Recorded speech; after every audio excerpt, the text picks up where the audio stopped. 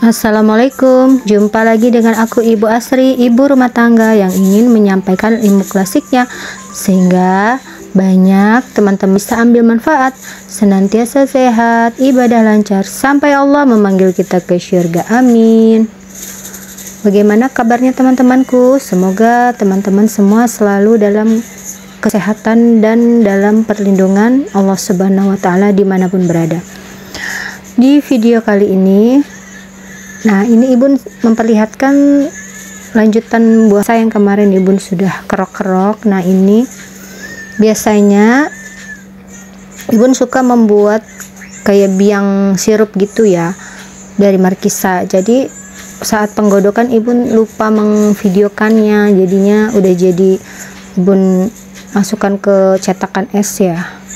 Itu awalnya kan markisa itu kurang lebih 10 buah, lalu Ibu campurkan dengan gula batu tuh setengah bungkus yang 250 gram itu, kemudian dikasih air 2 gelas, nanti dididihkan. Nah setelah mendidih agak dingin, Ibu cetak-cetak nih di dalam cetakan es batu. Nah nanti ketika ingin minum kita ambil 2 bongkah es itu, dikasih air terus diaduk-aduk, mau pakai air hangat boleh ataukah mau pakai air dingin juga boleh. Jadi nanti seperti sirup markisa gitu, cocok banget nih kalau siang-siang teman-teman.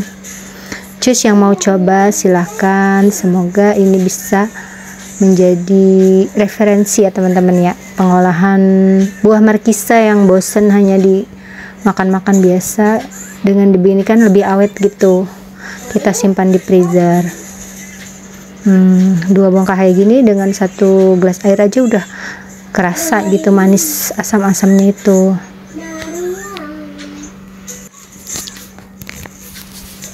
Nah lanjut ya teman-teman, di selanjutnya, info selanjutnya yaitu di video kali ini Ibu akan membahas tentang bagaimana cara mengatasi dan mengobati anyang-anyang. Nah, resep ini Ibu langsung dapatkan dari Shinsei ya. Oke, teman-teman, di sini mungkin banyak yang sudah pernah ya mengalami yang namanya anyang-anyangan gitu. Apa sih, Bun, anyang-anyangan itu? Pasti semuanya sudah tahu ya. Mungkin ini Ibu akan merinci sedikit ya. Anyang-anyangan itu adalah istilah lainnya itu keinginan kencing yang tinggi, kemudian terus berlangsung, dan ketika kencing dia sedikit sakit. Nah ini secara umum begitu keluhannya. Jadi keinginan kencing terus namun kayak tidak tuntas gitu, dan itu agak sedikit sakit. Nah orang dulu tuh saya bilang kalau penyebab anyang-anyangan ini itu karena selang-seling minuman ya. Ada yang hangat itu langsung ke dingin, misalnya kita habis makan bakso panas langsung minum air dingin, itu penyebab anyang-anyangan orang dulu ya. Tapi mungkin ada juga yang seperti itu, dan juga ada yang tidak gitu, tidak mengalami anyang-anyangan. Yang pastinya tahu Ibu karena kekurangan cairan juga ya. Karena berdasarkan pengalaman ya, Ibu sendiri pernah ya mengalami anyang-anyang tuh ketika kurang minum gitu, merasanya itu mengalami itu ketika kurang minum. Jadi ketika pun kena anyang-anyangan tuh Ibu langsung minum 2 gelas sampai 3 gelas besar itu. Terus duduk dalam posisi lutut ditekuk, dipeluk lututnya dalam posisi duduk. Nah itu yang pernah Ibu alami, alhamdulillah bismillah itu sembuh gitu ya, sehat gitu. Dengan begitu sudah sembuh. Tapi ada juga yang dengan cara Ibu tadi, dengan minum dan duduk berlutut, dipeluk lututnya sambil duduk, itu ada juga yang tidak sembuh lama gitu, sampai 2-3 hari baru sembuh. Nah mungkin kalau untuk yang seperti itu belum sembuh, dicoba dengan resep ini ya teman-teman ya. Resepnya apa sih, Bun? Yaitu ada 7 iris kunyit, nanti ada 1 jahe dan jeruk nipis, 1 jari jahe dan jeruk nipis, 1 sendok teh.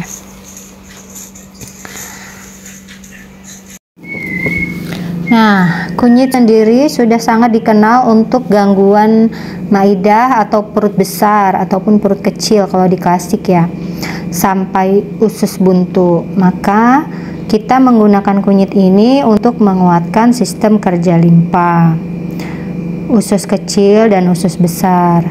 Nah, kunyit ini mempunyai rasa yang pedas, untuk mendorong dan memperlancar peredaran darah, memperlancar sirkulasi cairan yang ada di dalam tubuh. Dalam hal ini adalah cairan urin ya, biar air kencingnya lancar. Dalam hal ini kita pakai kunyit untuk mendorong energi vital dan memupuk rutubas dan juga sebagai anti radang. Adapun jahe yang kita pakai juga sifatnya hangat karena kencing yang tersendat itu dikarenakan sumbatan bisa jadi kolaborasi air tadi antara panas dan dingin, maka jahe itu untuk memperlancarnya. Tujuan dipanaskan nanti karena untuk mengurangi pedasnya jahe. Tata cara perebusan itu tujuannya untuk merubah khasiat atau menerbangkan aromatiknya ya. Setelah nanti mendidih jadi 1 gelas, yang awalnya airnya 2 gelas ataupun yang pengen pakai air 1 gelas menjadi setengah gelas boleh.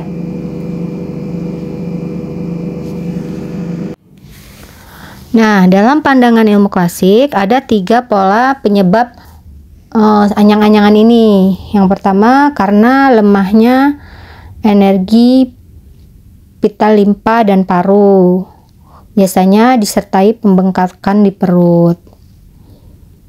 Nah, ini 3 pola penyebabnya ini sebenarnya sangat panjang kalau untuk dijelaskan ya teman-teman, jadi ibu skip aja dulu ya. Lanjut ke tips dulu, tips beberapa cara untuk mengatasi kalau kita menderita anyang-anyangan ya. Yang pertama itu perbanyak minum air putih 2-3 gelas ya kalau kita merasa anyang-anyangan. Kemudian duduk posisi duduk, lututnya ditekuk, kemudian kita peluk sampai beberapa menit sampai ada rasa nyeri itu kita tahan sampai nyeri itu hilang. Nah, ini kunyitnya ya, ibu lihatkan dulu cara pembuatannya, nanti kita lanjut lagi tadi cara mengatasi anyang-anyangan ya. Ini kunyitnya 7 iris.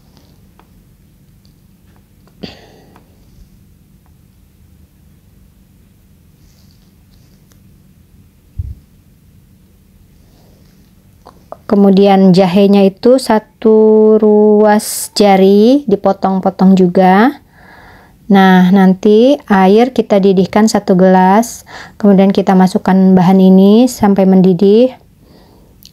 Maaf ya, sebelumnya airnya itu jangan dididihkan dulu, kita masukkan ini bersamaan ke air. Kemudian setelah air mendidih kita tunggu sampai kurang lebih 15 menit dengan api kecil.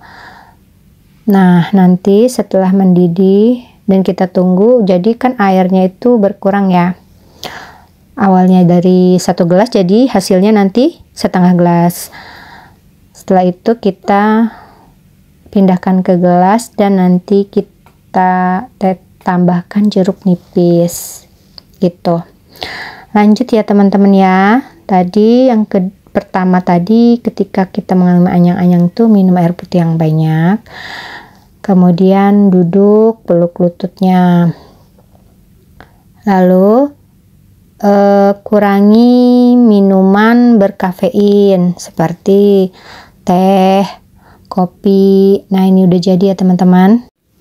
Yang ketiga, batasi makanan yang mengiritasi kandung kemih. Contohnya makanan yang terlalu pedas, makanan yang terlalu asam, makanan terlalu manis kayak coklat gitu, kurang lebih sampai 1 minggu ya kita batasi.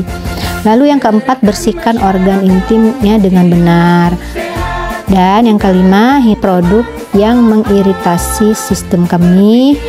Terus yang keenam, buang air kecilnya tuntas, jangan menahan buang air kecil.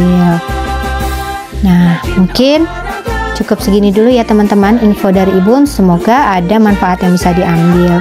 Ini benar-benar segar kalau diminum, apalagi ditambah madu sedikit. Oke teman-teman, jadi antara pengobatan klasik, tradisional, pengobatan tradisional atau konvensional ini cara kita untuk mencapai kesehatan.